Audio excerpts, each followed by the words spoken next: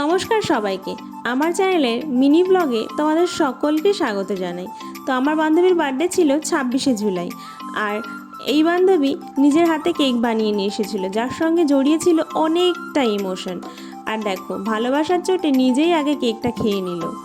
তারপর চলে গিয়েছিলাম তিনজনে মিলে আমাদের বাড়ির পাশের একটি ছোট্ট কফি শপে। শপটা সত্যি খুব সুন্দর, ছোটোখাটোর মধ্যে। তোমাদের কেমন লেগেছে সেটা অবশ্যই বলবে। তারপর বসে পড়েছিলাম টেবিলে তিনজন গল্প করতে, আর খাবারও দিয়ে গিয়েছিল। তারপর চারিপাশটা একটু ভিডিও করে নিলাম, যে না, একটু স্মৃতি হিসেবে থেকে যাক যে আমরা কোথায় যাচ্ছি। তারপর দেখো, আমাদের চা দিয়ে দিয়েছিল আর পকোড়া দিয়ে দিয়েছিল, সেটা খাওয়া শুরু করে দিয়েছিলাম। আর সার্ভ করে দিচ্ছে আমার বান্ধবী। সত্যিই খুব সুন্দর সময় কাটিয়েছিলাম তিনজনে। গল্প করতে করতে কখন যে সময় চলে গিয়েছিল টের পাইনি। তারপর দিয়ে গিয়েছিল মোমো, যেটা আমি খুবই ভালোবাসি।